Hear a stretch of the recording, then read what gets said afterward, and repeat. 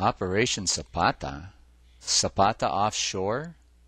Now you could fairly ask what kind of an idiot would give a secret operation a secret code name and name it after his own company that was operating in the area. What kind of idiot? George Bush, that's what kind of idiot. In World War II, Bush named his plane after his wife, the Barbara II. When this plane was shot down, what do you suppose he named his next plane? Did you guess it? The Barbara III. While the CIA was preparing for the Bay of Pigs invasion, the CIA ordered a large ship from the Navy to carry tanks and guns and men to the Bay of Pigs invasion. But no one was supposed to know this was a U.S. Navy ship. The world was supposed to believe that these were just private citizens of Cuba, so it was necessary to disguise the ship and to change the name. The name was changed to the Barbara. Now, this is not a big deal. It's a small deal, but it's there. Bush has a habit of naming things in his military career after things in his personal life. He named 2 planes after his wife, and one of the 3 CIA ships at the Bay of Pigs was renamed the Barbara. It's a small piece that just happens to fit perfectly with the bigger picture of Bush as a CIA officer working with anti-Castro Cuban terrorists. This same habit of naming things in his military career after things in his personal life also connects Bush's oil company, Zapata Offshore, to Operation Zapata and to the anti-Castro Cuban terrorists. But again, let's not overemphasize this name stuff. Finding the name of Bush's wife on a Bay of Pigs supply ship, or finding the code name of the Bay of Pigs invasion on his oil company, is a small but clear detail of this much bigger picture. The big picture shows us that at the same time that Hunt moved from working inside Harriman's office to go to the CIA where he supervised at the Bay of Pigs invasion, at the same time that Richard Bissell moved from working inside Harriman's office to go to work for the CIA where he became the director of planning for the Bay of Pigs operation, at the very same time, the oldest son of Harriman's closest associate went to work in the exact same outdoor office where Hunt and Bissell were now operating. Hoover's memo names Bush as a CIA supervisor of the Bay of Pigs invaders, the anti-Castro Cubans. There can be no reasonable doubt about this connection. George Bush was working for the CIA, assisting in their operations at the Bay of Pigs, working for Bissell, working with Hunt, working with Sturgis, supervising the CIA's misguided anti-Castro Cubans. His supervision of Hunt and the others at the Bay of Pigs is a key piece of evidence linking him to the assassination, but it is not Bush's only connection to Hunt and the other suspects. After Bush got beaten up, losing 2 elections for Senate, Nixon brought his sorry butt into the White House, trailing E. Howard Hunt behind him. Haldeman says no one could figure out who brought Hunt into the White House, but it isn't that hard to figure out, because not only did Hunt and Bush come to work for Nixon at exactly the same time, but no one in the White House had any connections to CIA operations. No one had any connections, while Bush, on the other hand, was directly involved in the same CIA operations in the same area at the same time that Hunt was. And there's more to this story. Nixon's chief of staff says that everyone was astonished and flabbergasted in 1970, the day that Nixon announced that he was bringing John Connally into the White House as his Secretary of Commerce. No one understood the connection between these two, one the leader of the Republican Party and the other the leading Texas Democrat. Haldeman says, however, that Connally insisted that before they could hire him, they first had to get a White House job for Bush. Why? What is their relationship? What does Bush have to say about it in his autobiography? Not a word.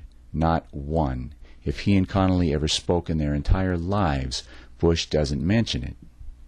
How can you possibly explain the connection between these people? Do these guys have anything in common? The answer is either no, they all came together in 1970 for no apparent reason, or the answer is this one: they all met on the same road to power. And there's more to the Nixon-Bush-Hunt connection than that they came together at the same time in the same place. Remember, when Hunt was sitting in jail demanding that Nixon pay him $1 million in hush money or he'd start talking? Hunt got paid. The money came from this man, Bill Leitke, George Bush's oldest, closest, and most important business partner. Leitke helped Bush found Zapata Offshore. And then, in 1959, when the CIA needed the company, Leitke handed the company to Bush, made Bush the sole owner, so Bush could carry out secret operations without any outside observers getting in the way. The fact that Bush's closest business partner paid Hunt the $1 million is just one more connection between Hunt and Bush, but wait, there's more. Remember this man? Leitke's money actually went to him, Ramon Rodriguez. He was a CIA-trained money launderer working in a Mexican bank, and he wrote the actual checks that Hunt received. I made payments for the Watergate burglars, yes. 18 years later, in 1990, he was working for the main Colombian drug cartel when Vice President Bush sent this man to ask him for $10 million to help pay for the illegal terrorist war Bush was waging against the people of Nicaragua. Well, the only government mention that he made was Vice President Bush. The request for the contribution made a lot more sense because Felix was reporting to George Bush. Here you have a CIA guy reporting to the old boss. Now, how did Bush know this guy? How did he know he had $10 million, and how did he know that he would pay it? It's a good question. Whatever the reason, the connection is still there. Bush is connected to him by this incident, and through him, Bush again is connected to Hunt. Two more connections between Bush and Hunt. It's starting to get ridiculous. Hunt's mother is not so thoroughly connected to Hunt. And now let's look at Bush's role in the cover-up. In 1975, the Senate Select Committee on Assassinations began to investigate the CIA's role in the Kennedy assassination. The committee uncovered the CIA internal memo that Spotlight magazine wrote about, which says that Hunt was in Dallas on the day of the assassination. William Colby was director of the CIA at the time. Oh yeah, Hunt was there all right. He and Bush were in charge of the shooters. And he was cooperating with the committee. But they weren't really in charge. They were just taking orders. And supplied the committee with the Hunt memo. From civilians, like Allen Dulles and the Rockefellers. Maybe I Colby should shut was up suddenly now. fired, and, out of the blue, supposedly with no CIA experience, George Bush Sr. was appointed to take over as head of CIA. Why? What qualified Bush for this job? One thing. Bush could be relied upon better than Colby to cover up the facts of JFK's murder because Bush knew that the trail led straight to him. He had to cover it up, and he did. He ended CIA cooperation with the committee and effectively shut down the investigation. The fact that Bush played this leading role in the cover-up connects him to every person threatened by this investigation. So, there's a ton of evidence that connects George Bush to John Kennedy's killers. But now we'll look at a couple of pieces of strange evidence that while they don't connect Bush to the killers, do connect him to the assassination in ways that can only be described as